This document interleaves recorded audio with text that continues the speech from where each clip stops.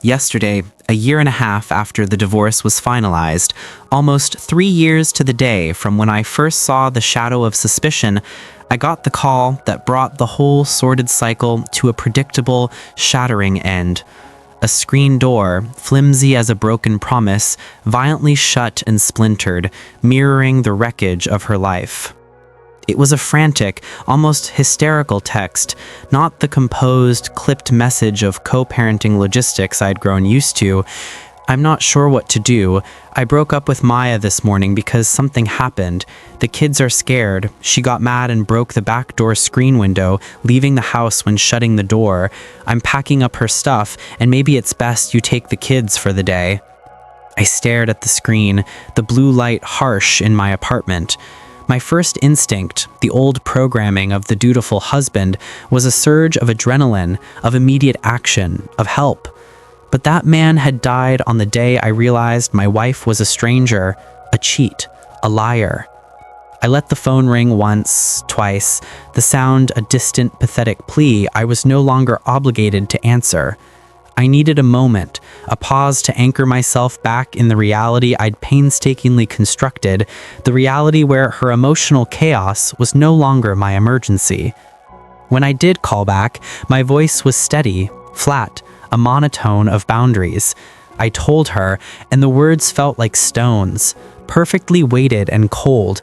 Me taking the kids off your hands is for emergency reasons. Sickness, a missed flight, the car won't start, a breakdown on the highway, or something of that nature.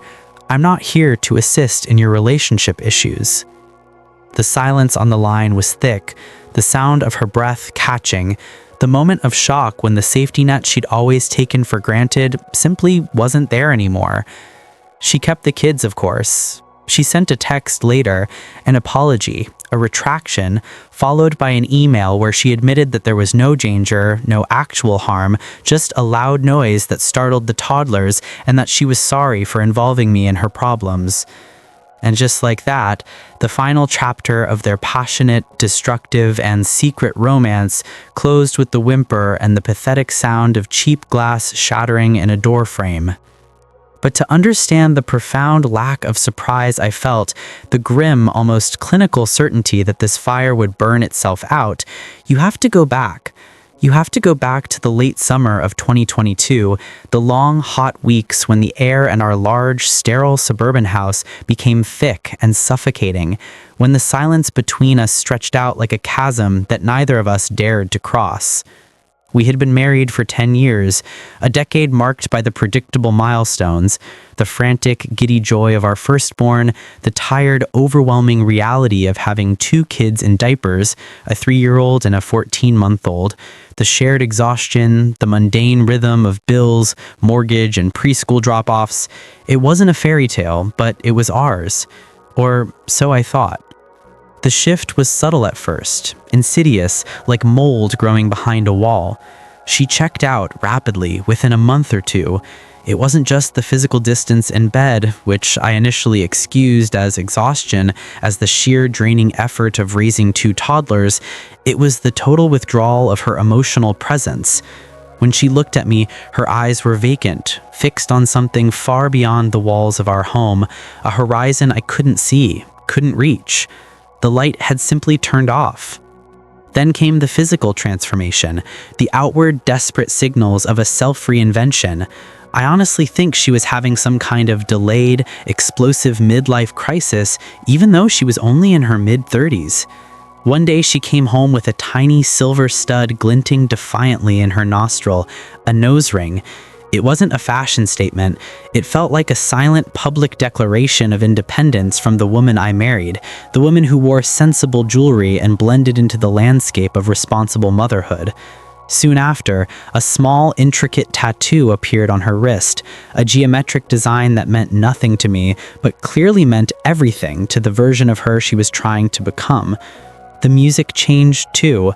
Gone were the comforting playlists of our early dating years, replaced by the relentless, pulsing beats of youngish kid music, artists I'd never heard of like Tusi and Six Lack. The soundtrack to her life became the soundtrack of a teenager's yearning, a rebellion against stability and maturity. The changes kept piling up: eyelash extensions, a new wardrobe of clothes that were tighter, flashier, utterly foreign to the subtle elegance she used to embody. She was trying to shed her skin, to shed us, and she was using the cheap, temporary trappings of youth to do it. The worst was the day I found her. I came home early from the office and found her lying on the bed, not sleeping, but staring, fixedly, at a box of old college photographs. She was crying, silent tears tracing paths through her heavy makeup, tears of profound, agonizing regret, but not regret for us. It was a regret for the life not lived, the path not taken, the freedom she felt she'd traded for 2 children and a mortgage. It wasn't just a spouse I was losing, it was the entire foundation of her identity she was dismantling brick by painful brick. I knew then, deep in the marrow of my bones, that the woman I loved was gone, replaced by a ghost chasing a past she'd romanticized. The indicators were all pointing towards infidelity, a glaring red arrow that I, the dedicated, naive husband, kept trying to rationalize away. For 4 excruciating months before the final admission, I was a detective in my own home, sifting through non-existent clues, driving myself mad with silent anxiety. But I couldn't believe it. I genuinely couldn't. The irony was too cruel, the betrayal too profound because of her own history. I remembered, years ago, when we were pushing our firstborn in a stroller through a sun-drenched park, a conversation that had cemented my faith in her character. We were talking about her father, a man who had shattered her childhood by having multiple affairs while her mother was at home with very young children, a man who eventually married one of his mistresses. Her face had been etched with pain and resolve as she looked up at me and said, "I'd never have an affair. Look what happened to my dad and my family." It was a solemn vow, a promise against generational trauma, and I had believed her implicitly. Yeah, I think now, the word heavy with bitterness. You never would. The truth when it came was piecemeal, a slow-motion car crash. In November of 2022, she finally put words to the distance. She said she was leaning towards divorce, a phrase so utterly detached, so clinical that it barely registered the magnitude of the wreckage it implied. I was already emotionally preparing, already grieving the end of a relationship, but I was still blind to the ultimate cause. It wasn't until February of 2023, 4 agonizing months later, that the first piece of the truth finally dropped heavy and sickening onto the table. She admitted to having sex with a guy a few times, a casual, almost dismissive admission delivered with the hollow gaze of someone confessing a minor transgression, not a terminal violation of vows. But that was just the appetizer. The main course, the one that truly defined the surreal, psychological horror of the last 2 years, came a month later, in March of 2023. She admitted to having an emotional connection, a thing, with the babysitter, our 22-year-old female daycare worker. I didn't think much of it, not at first. My mind, so focused on the male infidelity, was incapable of shifting focus so dramatically. There had been absolutely no signs of bisexual or lesbian tendencies in her entire life. I just supposed she was confiding, dumping her issues on the younger woman, seeking the validation and youthful energy she felt she lacked. It was a pathetic, desperate excuse I made, a final, futile attempt to protect the image of the woman I loved. The irony, the exquisite, devastating irony of how I found out the full, graphic, sickening details. It wasn't a confession. It wasn't a moment of moral clarity. It was an accident, a fluke, a cruel joke played by technology. She had forgotten her iPhone was linked to her Apple Watch. The watch itself was an afterthought to her, a gadget she'd asked for, worn a few times, and then tossed into a drawer, forgotten. It was gathering dust when one mundane evening, a low battery notification pinged on my own device, a shared family notification, A tiny, innocuous detail that ripped open the floor of my reality. Curiosity, or maybe a subconscious, self-destructive urge, made me plug it in and charge it. When the screen finally blinked to life, it was like opening Pandora's box. The screen was flooded with notifications, texts, and messages that had been mirrored from her phone during the weeks she'd been wearing it, but also older ones that had synced back in time. The raw, unfiltered, chronological record of her life. I sat there in the quiet house, the only sounds the faint hum of the refrigerator and the rhythmic breathing of our sleeping children down the hall.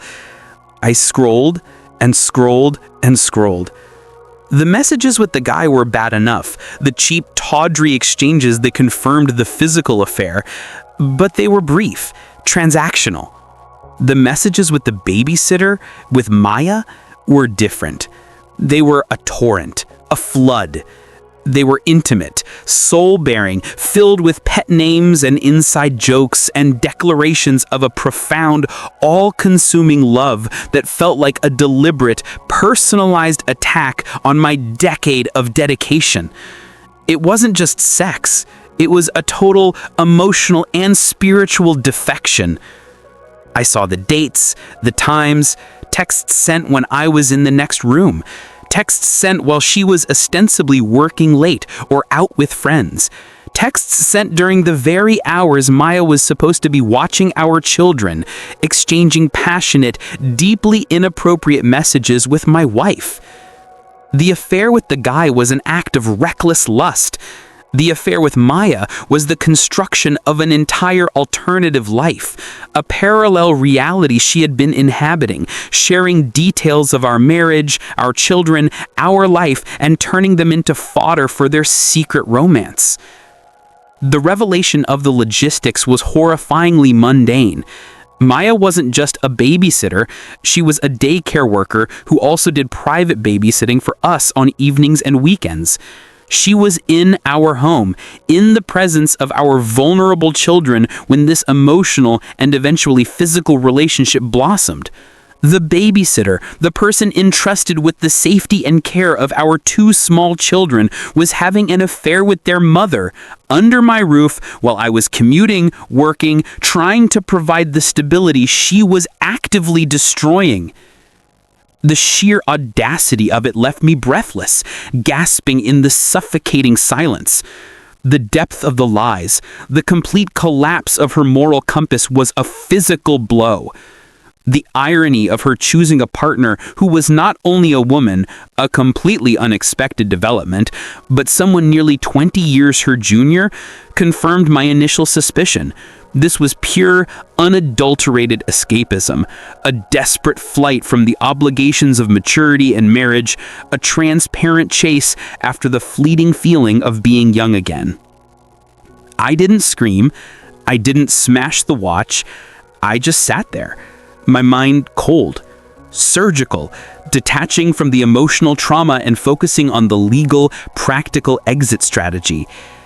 The decision was immediate, absolute, and non-negotiable. There would be no reconciliation attempts.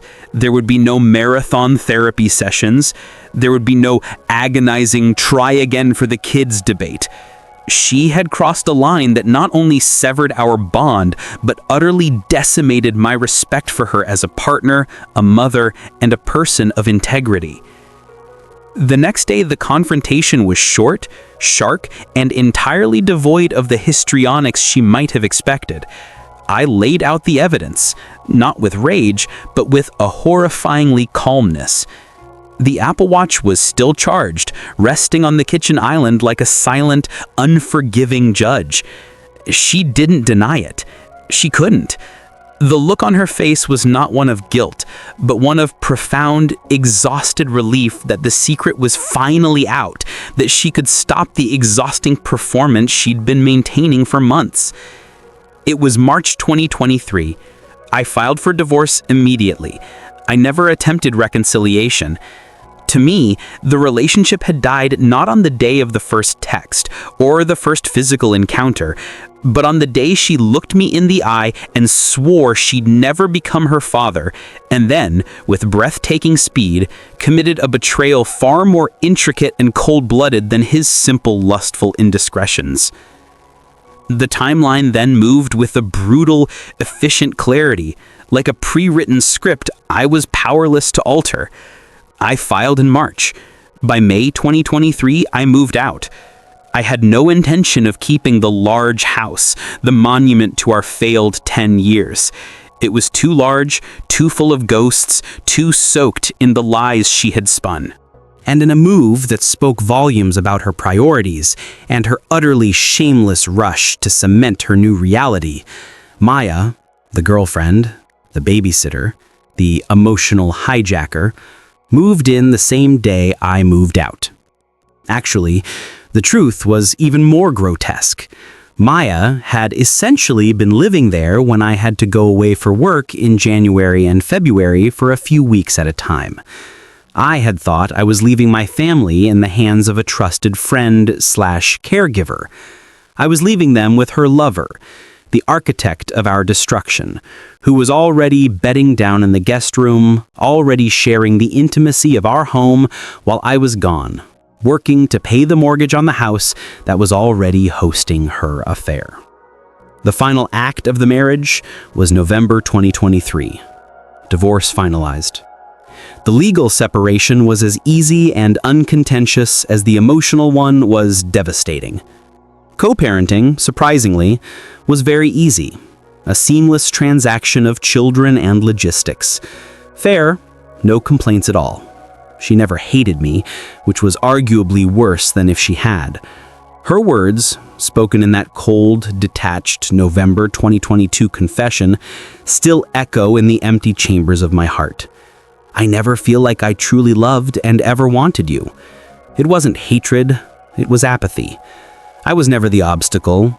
I was simply an inconvenience, a placeholder she needed to remove to get to her real life. The last 2 years have been a slow, quiet, psychological warfare by proximity. She texts constantly, probably 20 out of 30 days a month, sometimes more. It's all ostensibly related to kid stuff, but our schedule is set, our finances are separated, the logistics are rock solid. There's no genuine need for the relentless, low-level flow of communication. It's a fishing line, cast out into the calm waters of my new life. A little tug, a little reminder that she is still there, still a force in my world, still needing my silent acknowledgement. I manage it. I keep the replies short, factual, and devoid of emotion, but it is a constant, wearying drain. Then came June 2025, a sudden, jarring break from the routine. A phone call, not about the kids, but something else entirely.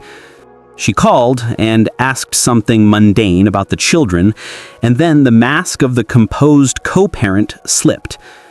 "How are you doing?" she asked, the question laced with a vulnerability I hadn't heard in years. "Do you think you will get married again?" And then the admission, the raw, unscripted moment of pure, blinding regret. I made a huge mistake with Maya. I don't know what I was thinking. She said some other things too, admitting that she regretted her decision, that she had given up on the marriage for something cheap and temporary. I listened to her, my hand gripping the phone, my heart strangely inert. There was no triumph, no "I told you so" satisfaction, just a quiet, desolate acknowledgement that she had finally caught up to the predictable ending I'd seen coming from the day I filed the divorce papers. Affairs don't work because they are born in the muck of secrecy, lies, and overwhelming, corrosive selfishness. What could possibly go right? Two people who start a relationship by excelling in infidelity and deceit don't suddenly develop a masterclass in fidelity and stability. I gave her a measured, non-committal answer, a few polite phrases that gently deflected the emotional weight she was trying to dump on my shoulders. I was not her confessor. I was not her path to absolution. I was simply the ex-husband, the one who survived the wreckage. I knew, with the chilling certainty of a man who has watched a psychological breakdown unfold in slow motion, that this breakup was coming. They had probably been having problems for a long time, the instability inherent in their foundation finally eroding the cheap structure they'd thrown up. And so we returned to yesterday. The frantic text. The screen door. The broken glass, which, as I would later confirm, was flimsy, easily broken by a door shut too hard, not a sign of physical violence, just a sign of volatile, uncontrolled rage. The kids were fine, she texted, just startled by the loud noise, but the damage was done. Not the physical damage, but the psychological exposure. The stark, undeniable proof that her choice, her grand, rebellious exit from our life, had led her straight into a messy, destructive pit of despair. Now she's in her late 30s, with 2 young children, having to re-enter the dating world. She has to explain that she cheated on her stable, devoted husband, moved her 21-year-old female babysitter into the marital home the day the husband moved out, and then had a volatile breakup that scared the children. That is going to be a tough sell. A nearly impossible pitch to any man or woman who possesses a modicum of stability and self-respect. Idiots will look past it, drawn to the drama, the trauma, the spectacle. But the smart ones, the solid, stable partners, will see her glowing white-hot with risk. My conclusion is simple, a lesson etched in stone. Don't get in fights, just move on with life. Don't weaponize the kids. They are the only truly innocent victims. And for the love of all that is sane, invest in yourself. Give up the alcohol for a year. Give it away. Throw it out. Break the last crutch of despair. Work out. Walk a few miles, lift weights. It works wonders for mental health, making you feel better physically and mentally. Focus on your career, your education. You'll have so much more free time now. Invest in yourself. Not saying you need a PhD, but do something that furthers your growth. I close my phone, the screen door text a silent notification at the top of my inbox. The drama is hers now, and I am merely an observer, occasionally drawn in by the ripple effect that reaches my children. I've built a wall around my new life, a quiet, resilient structure of peace and solitude. She is outside that wall, still searching for an answer she will never find, still living in the predictable aftermath of secrets, lies, and selfishness. And me? I'm finally free. A survivor of a psychological thriller that ended not with a bang, but the fragile, pathetic sound of a breaking screen door. The only appropriate sound for the ending of an affair born in the dark. I survived, and I moved on. That is the only victory that matters. I filed for divorce in March of 2023, less than 2 weeks after the Apple Watch laid bare the full, sickening scope of her deception. The mail affair, which she'd confessed to the previous month, was merely the jagged shard of glass cutting the surface. But the affair with Maya, the young babysitter, that was the poison that flooded the entire system, reaching the vital organs of our life, our children, our home. There was never, not for a moment, any question of reconciliation. People who attempt to reconcile after such a total, profound betrayal are often driven by fear, by inertia, by the desperate, clinging hope that the life they remember can somehow be resurrected from the ashes. But I had no fear. Only the cold clarity of a man who realized he had been married to a ghost, a woman whose entire narrative of fidelity was a lie, rooted in the very trauma she claimed to despise. My approach to the divorce was surgical, almost clinically detached. I treated it as the dissolution of a failed business partnership, focusing only on the assets, the debts, and the welfare of the children. I had to, you see. If I had allowed the tidal wave of emotion, the grief, the profound rage, the crushing sense of being utterly disposable to consume me, I would have drowned. I built a mental wall, thick and impenetrable, and behind it I processed the paperwork, met with the attorney, and navigated the logistics of dividing a life with the precision of a professional tasked with cleaning up a hazardous waste site. She seemed to prefer it this way. My lack of emotional reaction, my refusal to engage in the theatrics of recrimination, only seemed to solidify her narrative that I was cold, emotionally distant, and therefore partially to blame for her descent into infidelity. It's the classic cheat's playbook, isn't it? To rewrite the history of the marriage, to turn the devoted, stable partner into the villain who forced them into the arms of a younger, more exciting person. And in this case, a person of an entirely different gender, which only added a layer of exotic, tragic justification for her actions. I remember one conversation, sitting across from her in a neutral coffee shop, discussing custody arrangements. She looked at me, her eyes heavy with manufactured pity, and said something about how the marriage had been stagnant, how I hadn't seen her, how she felt trapped. I didn't interrupt. I just let her talk, listening to the intricate tapestry of excuses she was weaving for herself, realizing that the midlife crisis wasn't just about nose rings and tattoos, it was a profound narcissistic flight from accountability. She was running not from me, but from the mirror. She was running from the reality of being a middle-aged mother of two, the exhaustion, the loss of youthful vibrancy, the crushing weight of responsibility. Maya, the 22-year-old babysitter, was not a partner. She was a time machine. She was an escape hatch back to a time when life was full of possibility, when consequences were theoretical, and when her body wasn't marked by childbirth and the weariness of early mornings. It was the ultimate betrayal of maturity. She had the self-awareness to recognize her father's failure, to see how his selfishness had devastated her family. Yet, armed with that knowledge, she chose not only to repeat the pattern, but to escalate it, to compound the destruction with a deliberate, reckless disregard for the sanctuary of our home and the emotional safety of our children. Her father at least had the decency to keep his affairs outside the house, a small, dark silver lining she failed to replicate. The months between filing and moving out were a form of psychological torture, a slow, agonizing suffocation. We were living together, separate, sharing the same air, the same space, the same silent rage.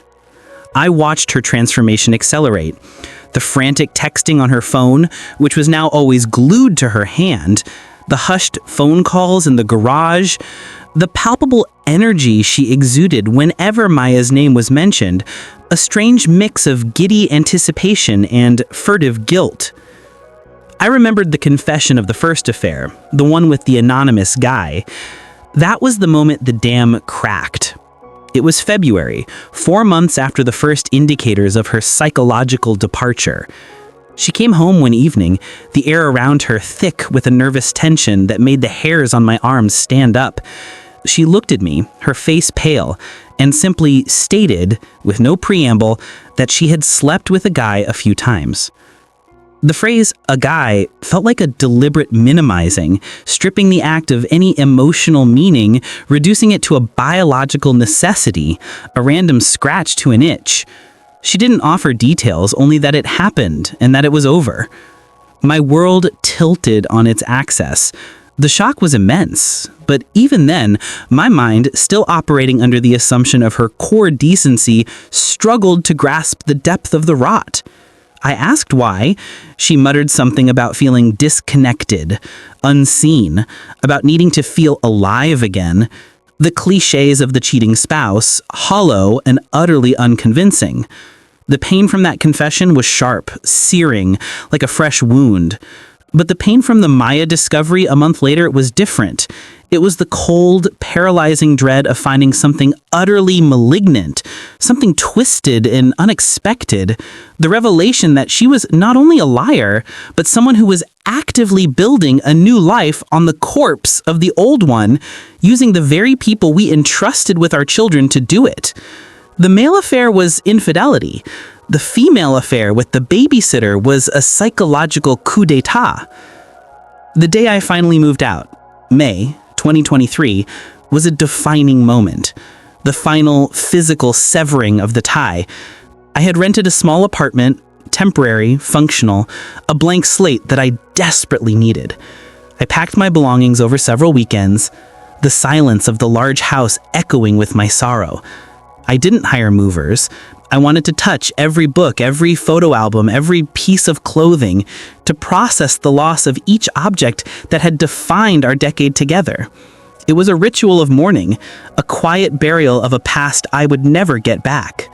I remember standing in the empty master bedroom, the space where we had conceived our children, where we had whispered our dreams, where she had ultimately chosen to lie to me. The silence was immense, deafening. I looked at the slight indentation in the mattress where I used to sleep and felt nothing but cold, resolute relief. And then the kicker, the final intentional act of disrespect that cemented my understanding of her callous disregard. Maya, the girlfriend, the younger woman who should have been guarding my children, moved in the same day I moved out. It wasn't an organic progression, it was a scheduled transition, a logistical swap of men and women. I was still driving the last load of boxes to the storage unit when her car, the beat-up sedan belonging to the young babysitter, pulled up to the driveway, boxes already stacked high in the back seat. The timing was exquisite, deliberate. It was her way of screaming, "I didn't need you. I already had my replacement lined up. I waited for you to leave, and I didn't waste a single moment." I pulled my truck over a block away, watching through the rearview mirror, morbidly fascinated by the speed of their transition. There was a giddy, almost theatrical energy to their movements as they started unloading. It wasn't just a partner moving in. It was the entire new life, the entire rebellion, being installed in the house I had worked for 10 years to provide. The fact that the person replacing me was the very person we had paid to care for our infants added a level of surreal, nauseating violation that is difficult to describe. I suddenly realized that my internal suspicion had been right.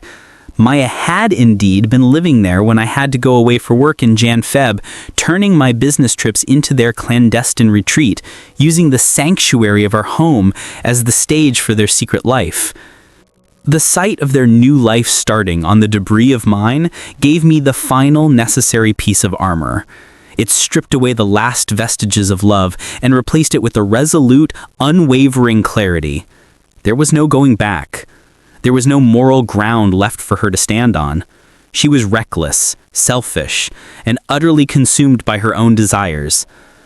The period between the final move out and the divorce finalization in November 2023 was characterized by the strange, forced civility of co-parenting.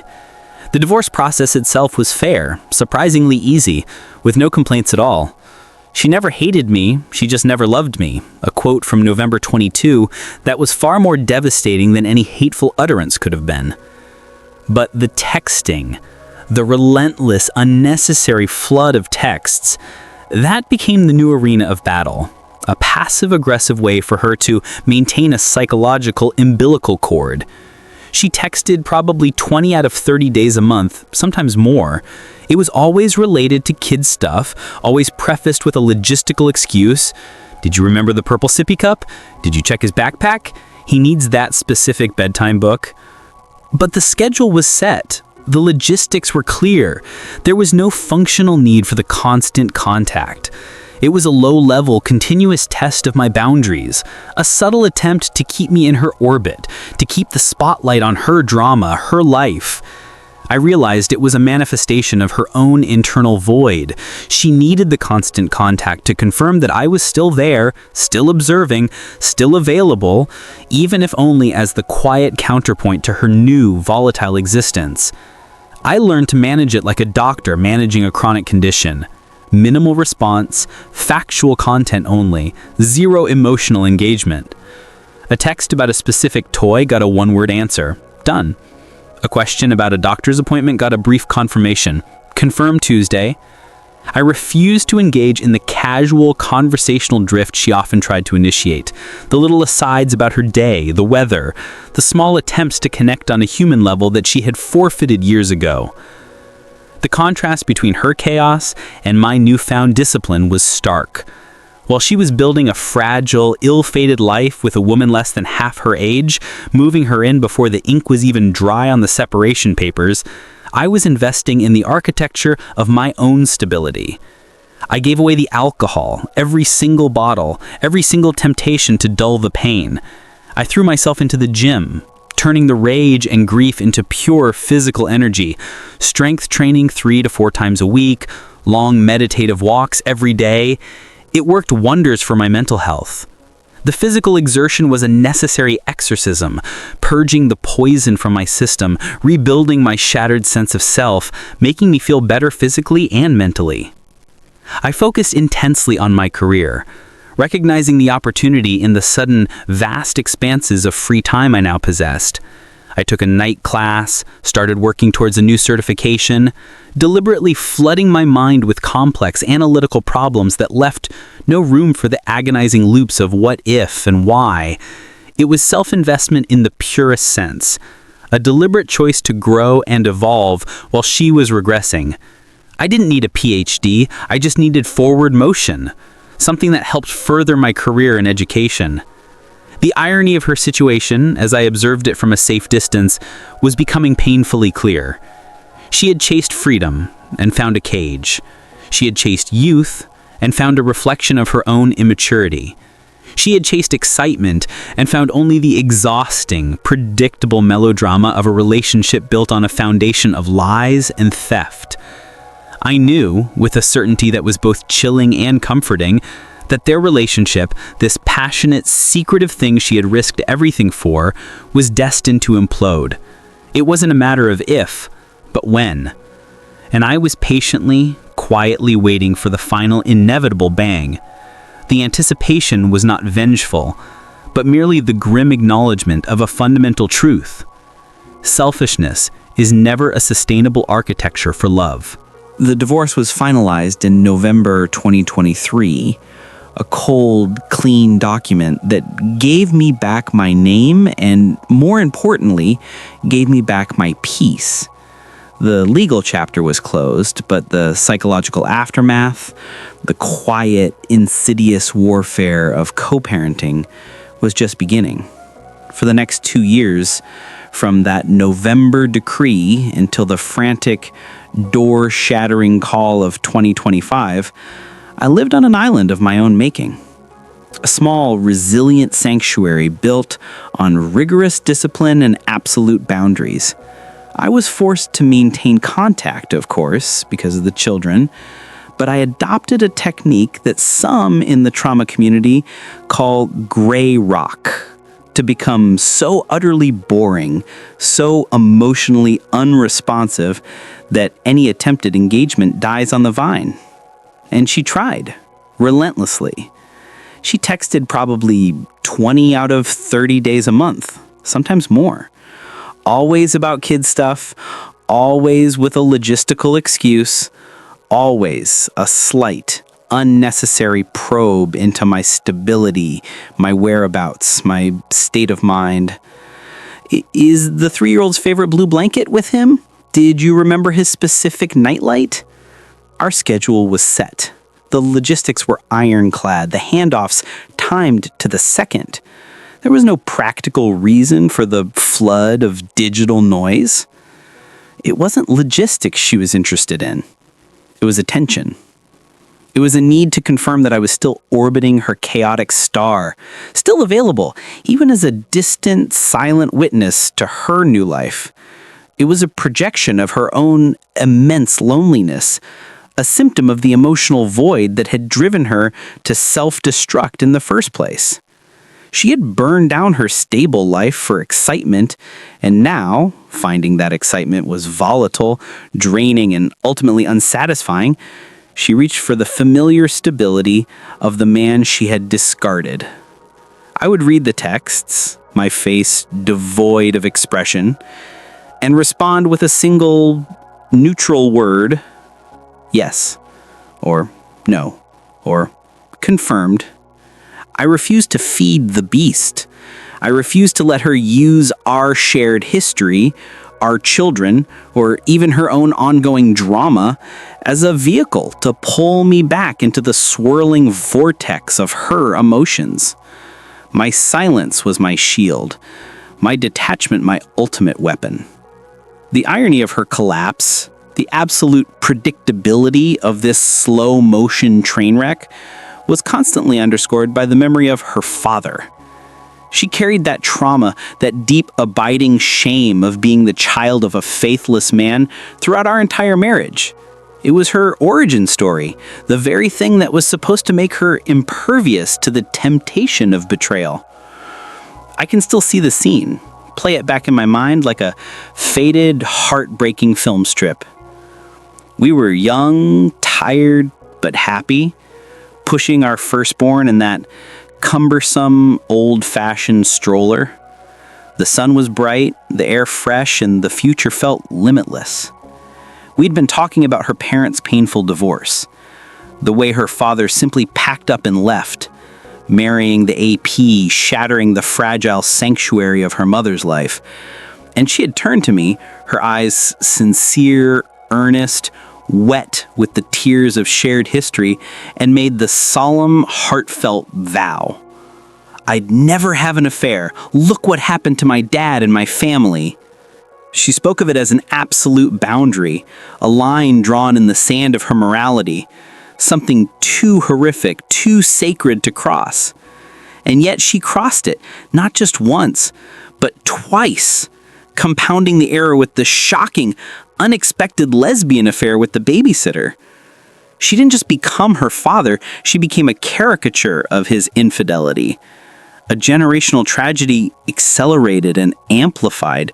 The profound depth of her betrayal was not just against me, but against her younger self. The self that knew the pain of being abandoned for a selfish whim. During this period, November 23 to June 25, I did my best not to see Maya, but the logistics of the children meant I couldn't always avoid the brief, strained moments of the handoffs. In the beginning, there was a visible, almost nauseating honeymoon phase. Chloe was lighter, her new wardrobe sharper, her eyes flashing with the defiant glow of a woman who had chosen passion over stability. Maya, the young girlfriend, was constantly present, often hovering too close, her hand possessively on Chloe's arm, her youth radiating an exhausting energy I was glad to be rid of.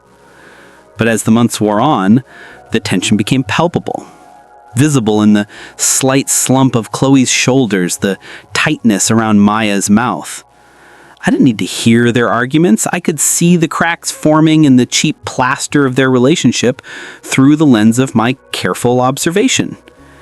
The exhaustion of sustained passion, the reality of living with two small, demanding children, the utter lack of a stable foundation. It all began to take its toll. Maya, barely old enough to rent a car, had suddenly found herself playing house with a woman nearly 2 decades older, saddled with the responsibilities of a life she hadn't earned.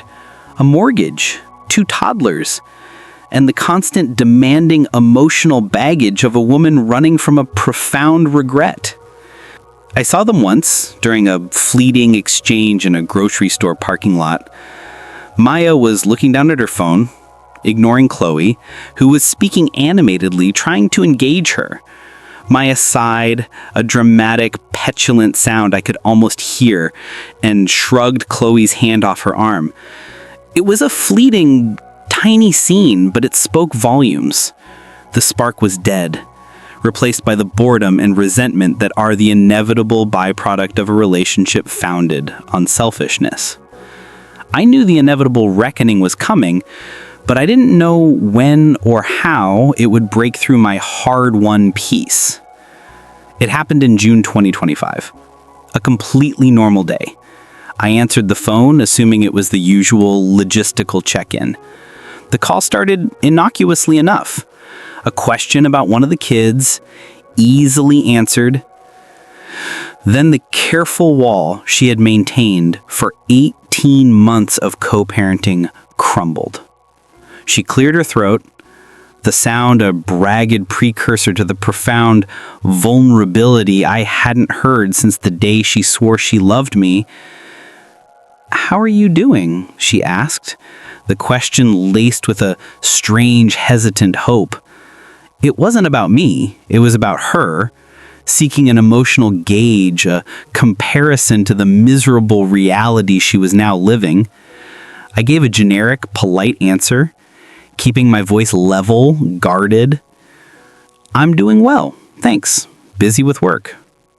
Then came the next probe, the desperate attempt to drag me into her emotional quicksand. "Do you think you will get married again?" The question hung in the air, thick with her own yearning for the stability she had thrown away, her fear that I would find a replacement before she could fix her broken life. I deflected, gently but firmly. "I haven't really thought about it. I'm focused on the kids and my career right now." And then, the moment I had been waiting for, the moment the mask slipped entirely, the emotional defense mechanism finally dissolving in a wave of profound, belated regret. I made a huge mistake with Maya. I don't know what I was thinking. The words were raw, unscripted. She said some other things too. Admissions that she regretted her decision, that she had given up on the marriage for something that was never real. I listened, my heart utterly still. The old me, the naive, deeply loving man, would have felt a surge of triumph, of vengeful satisfaction. But the new me felt nothing but a quiet, chilling sense of pity. She wasn't apologizing for the betrayal. She was complaining about the consequence. She didn't regret breaking my heart. She regretted that the new life she'd bought with the pieces of my heart was turning out to be messy, exhausting, and unreliable. She had sailed off on her pirate ship of passion, and now that it was sinking, she expected the devoted, patient lighthouse keeper she'd abandoned to light her way back to shore. I chose my words carefully, deliberately draining them of any emotional resonance. I did not offer comfort. I did not offer hope. I did not offer absolution. I simply said, "I'm sorry to hear that, Chloe. I hope you find the clarity you're looking for." I used her name, a sterile, formal acknowledgement that we were two separate entities, two people who had once shared a history, but who now occupied entirely different realities. I refused to be the safety net, the stable harbor she returned to only when her fleeting passions collapsed. That was a role I had played for 10 years, and it was a role I would never reprise.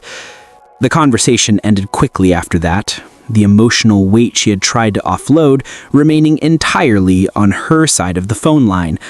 I hung up and sat in silence, processing the final predictable twist in this drama. I knew with absolute certainty that the final implosion was imminent. The honeymoon phase was over. The regret was setting in.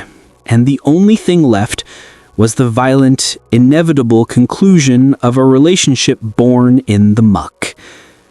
Affairs, and I mean all affairs, whether with a man, a woman, or a fantastical escape artist, they don't work. They are born in secrecy, in lies, and in an overwhelming, corrosive selfishness. The entire foundation is rotten before the first brick is laid. You take two people who have demonstrated a profound lack of fidelity and commitment, who have proven they are willing to betray sacred vows for momentary self-gratification, and you expect them to suddenly excel in the patience, sacrifice, and honesty required for a sustainable relationship? It's absurd. What could possibly go wrong? The very qualities that define a successful long-term commitment, trust, stability, ethical consistency, are the exact qualities that the act of infidelity annihilates. Her new life was a house of cards, beautiful and defiant in the beginning, but built on the shifting, unstable sands of a shared secret. It was only a matter of time before the wind changed, before the inevitable stresses of real life, the kids, the bills, the daily grind, exposed the fragility of their foundation. And when that wind finally blew hard, it didn't just rattle the windows. It broke a screen door. It didn't just result in a quiet goodbye. It resulted in a frantic, terrifying scene that scared the children. It resulted in the total public collapse of the grand experiment she had risked everything for. The call in June 2025 was the tremor. The text yesterday, the one about the broken door and the desperate plea for me to take the kids, that was the earthquake.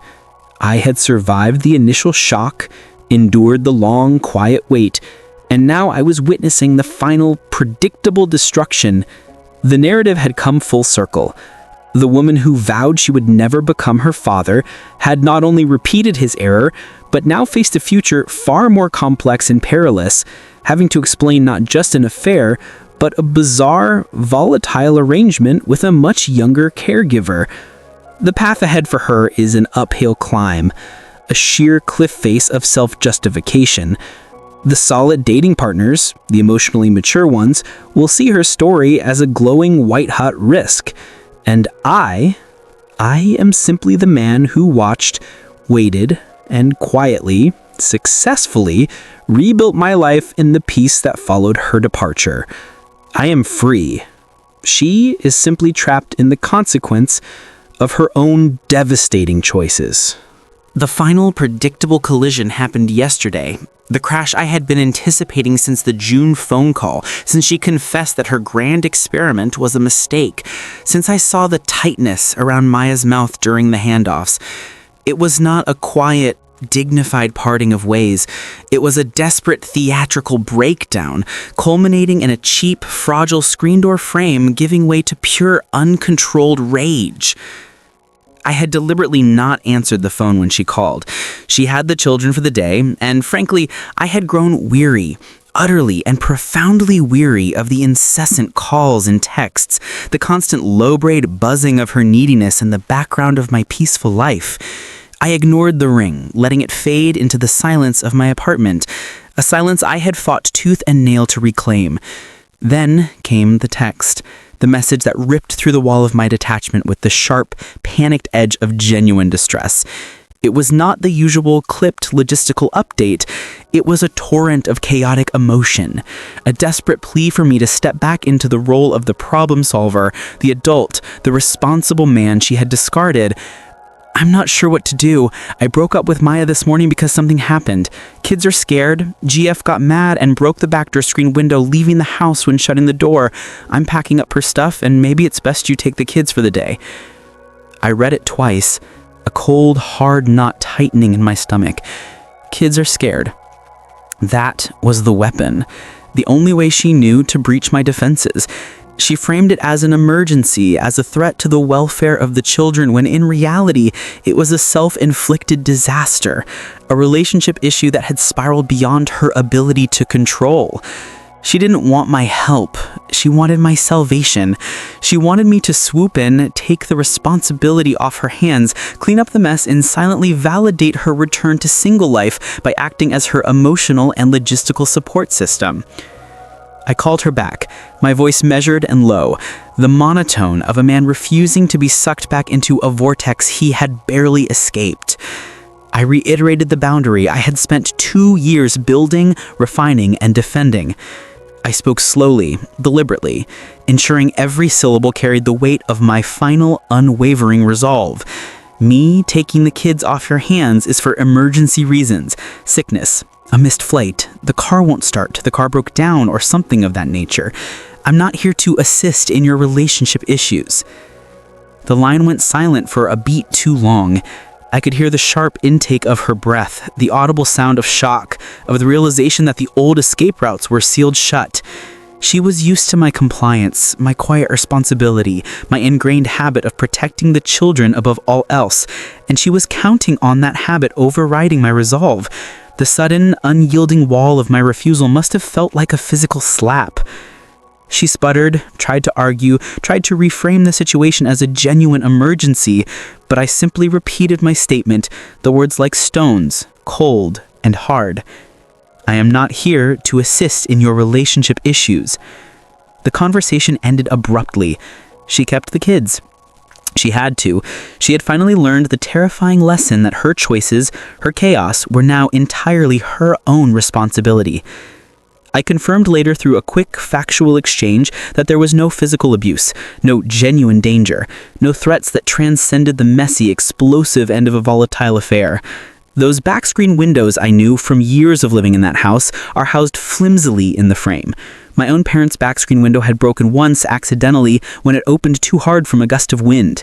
The ex followed up, stating the children were fine, just surprised by a loud noise. A loud, violent noise caused by a furious 22-year-old woman storming out of the life she had briefly stolen. I never believed there was abuse. I believed in reckless, unchecked rage, the kind that causes a person to slam a door harder than intended, hard enough to shatter the flimsy frame. The broken screen door was not a symbol of physical assault. It was the perfect, pathetic metaphor for the destruction wrought by her selfish choices.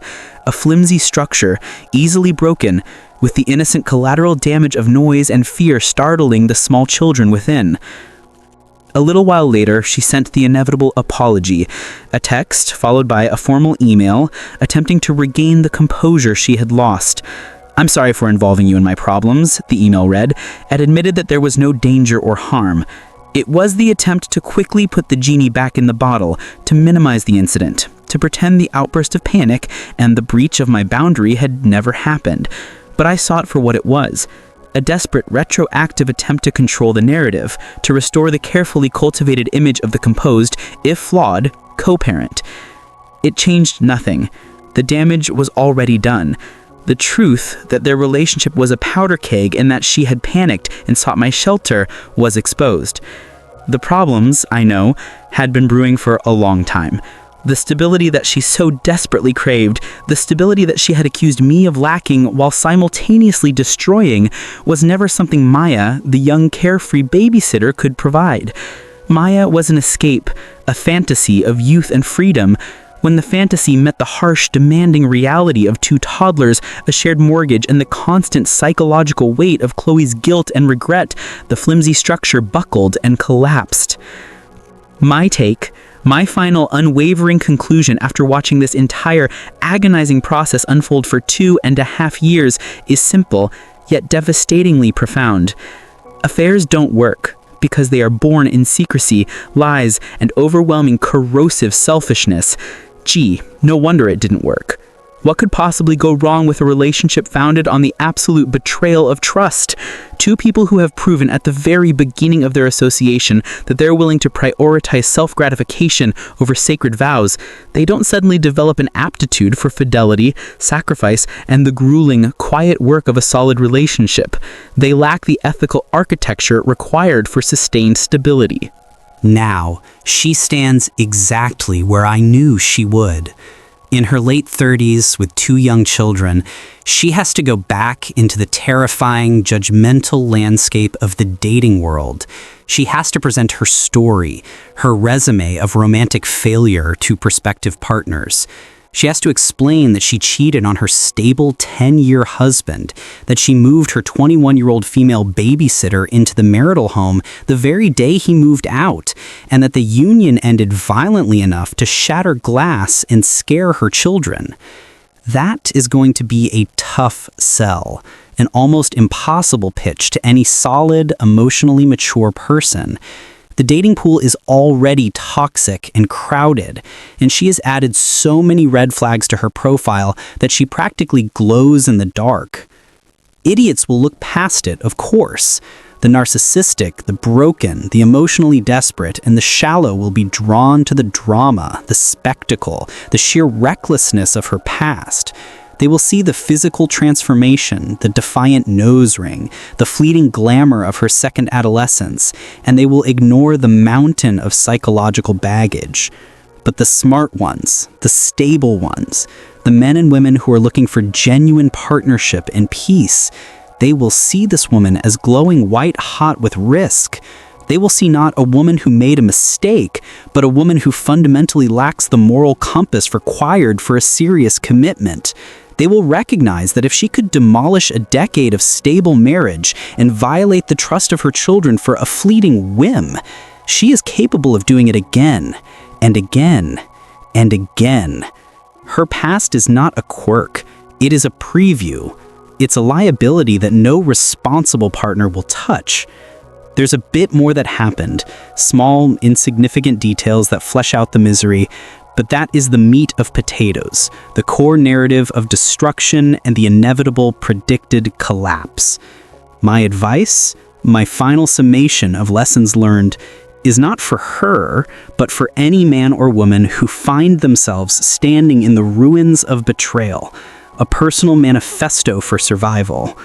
First, don't get in fights. Just move on with life. The urge to argue, to assign blame, to seek justice in a screaming match, it's pointless. Betrayal is a statement, not a question. Accept the answer, file the papers, and walk away with your dignity intact. The chaos is theirs to own. Your peace is yours to claim. Second, don't weaponize the kids. They are the only truly innocent victims and then must remain separate from your pain and your former spouse's recklessness. Their stability is your most important job. You must be the safe harbor they return to when the storm of their mother's life rages. Third, get rid of the alcohol. Don't drink alcohol for at least 1 year. Give it away or throw it out. You need clarity, not a crutch. You need to feel the pain, process the grief, and build real coping mechanisms, not chemical ones. The dulling of the senses only prolongs the suffering. Fourth, work out. This is not optional. That could be walking a few miles each day in strength training 3 to 4 times a week. It works wonders for mental health. You will feel better physically, and that physical strength will translate into mental and emotional resilience. It is the necessary exorcism of anger and despair. Fifth, focus on career and education. You will have so much more free time, so much empty space where the marriage used to be. Invest in yourself. I'm not saying you need to get your PhD, but do something that helps further your career or education if it applies. Build a future that is entirely independent of the past. The greatest revenge is a life well lived, a life built on integrity and forward momentum, while the person who betrayed you is left drowning in the stagnant waters of their regret. I look at the time. I have the children today. I will check on them, ensure they are fine after the noise, and then I will focus on the quiet rhythm of my own life. The chapter is closed. The dramatic, destructive performance is over, and I am finally, truly free. The days following the screen door incident were marked by a silence, deeper, more profound, and more satisfying than any I had experienced since the divorce was finalized. It was the silence of finality, the quiet after the storm, the definitive end of her emotional tenancy in my mind. She sent a few more texts, mostly trying to apologize for the involvement. Not the action, mind you, but the involvement, the inconvenience she had caused, the boundaries she had tried to smash through. I responded with the surgical coldness that had become my second nature, ensuring that every reply was factual, non-emotional, and gave her absolutely no purchase into my personal space. The gray rock method was now a flawless defense mechanism, a smooth, impenetrable barrier she finally seemed to accept. The game was over. She had played her final card, the kids are scared card, and I had refused to play along. In that quiet aftermath, I found myself reflecting not on the betrayal, but on the sheer, relentless work of rebuilding a soul.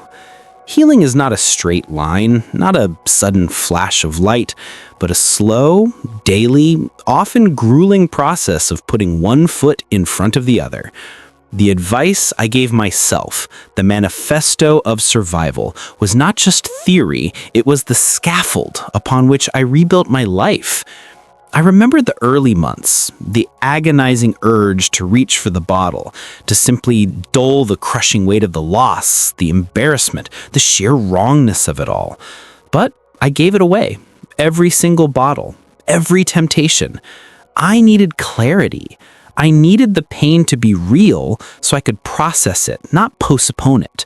The mind is a machine that will always seek comfort, but sometimes the only way to truly heal is to endure the discomfort, to sit with the silence and the sorrow until they transform into quiet resolve. And the gym? That was the true sanctuary. Every mile walked, every heavy rep lifted was a direct attack on the passive victimhood the betrayal had tried to force upon me. The gym became my proving ground, a place where I could convert the sterile, intellectual rage into physical strength, a tangible, visible sign of self-mastery. I was not just building muscle, I was rebuilding my psychological fortress, making myself resilient from the inside out.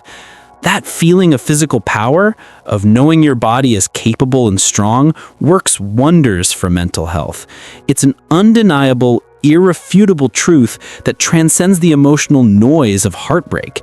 I was feeling better physically, and because of that, I was fundamentally better mentally. My focus on career and education was not just a distraction. It was a deliberate act of investing in a future that was solely mine. The extra certification I pursued, the late nights spent mastering new skills, they weren't about professional ambition so much as they were about demonstrating to myself that I was still capable of growth, of value, of self-improvement. While she was spiraling backward, desperately chasing the ephemeral feeling of youth with a much younger woman, I was systematically moving forward, building a life of profound stability and quiet confidence. The true victory was measured not in the drama of the collapse, but in the peaceful, uneventful rhythm of my new reality. I remember a small moment, just a few weeks ago, that solidified my healing more than any legal document ever could have. I was on a date, my first serious, emotionally honest date since the separation. We were sitting in a quiet restaurant, the lighting soft, the conversation flowing easily. I'd gotten to the point in the evening where I felt obligated to explain my complicated history, to give the summary of the wreckage. I told her about the decade of marriage, the children, the midlife crisis, the infidelity, the mantle affair, and then the shocking, surreal affair with the female babysitter. I laid it out factually, without bitterness, without excessive emotion, framing it not as a tragedy I was still suffering, but as a chapter I had closed. A difficult test I had passed. I told her about the Apple Watch, the immediate divorce filing, the day Maya moved in, and the pathetic, predictable end in the shattered screen door. She listened intently, quietly, and when I finished, she didn't offer pity or sensationalism or the kind of wide-eyed drama that the idiots of the dating world thrive on. She simply looked at me, her gaze steady and intelligent, and said, "Thank you for telling me the truth.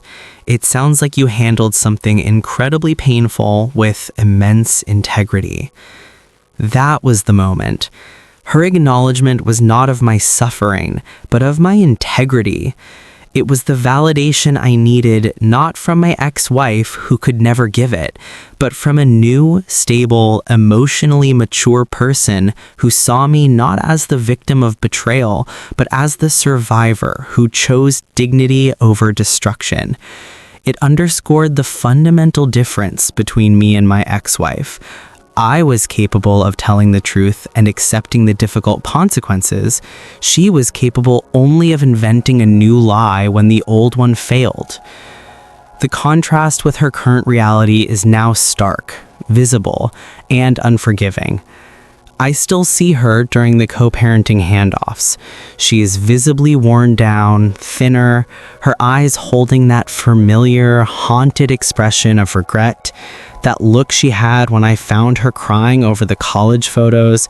The nose ring is still there, the tattoo still visible, but the defiant glow is gone, replaced by the tired exhaustion of a woman who has chased a reckless dream and woken up to a predictable, painful hangover. She sought freedom, the ultimate freedom from responsibility, the freedom of a rebellious teenager.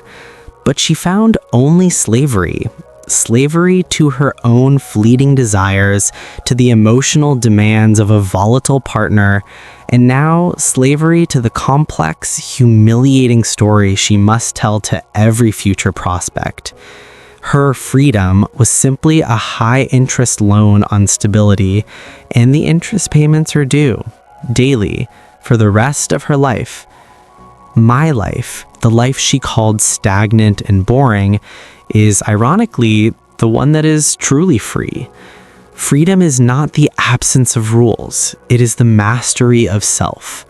I am free from her lies, free from the constant performance, free from the crippling mortgage and the emotional drain of her spiraling identity crisis. I have the quiet, profound freedom of a man who knows his worth, who has built his life on foundations of honesty, discipline, and forward momentum. She thought I was the inconvenient placeholder, the obstacle to her true happiness. She was wrong. I was the anchor, the quiet, steadfast certainty that she needed. And when she cut that anchor, she drifted straight into the storm. My final message, the only philosophical conclusion that matters, is this. The world will always provide distractions, temptations, and easy escapes from the grinding work of maturity and commitment. But stability is not a cage. It is the launch pad for a meaningful life. The moment you start making exceptions to your integrity, the moment you start chasing the cheap thrill of secrecy and selfishness, is the moment you begin the inevitable, agonizing slide toward a broken screen door and a frantic, humiliating call for help. The wreckage of our marriage, the humiliation of the affair, the pain of the divorce, that was merely the tuition for a very expensive lesson. I paid it in full, and I walked away with the only thing that truly matters: my integrity, my children's respect, and the quiet, undeniable peace of a man who knows he did the right thing even when the consequences were devastating. The story of the affair is over. The final update has been delivered, and I am simply, quietly, living my life. The survivor who watched the fire burn itself out.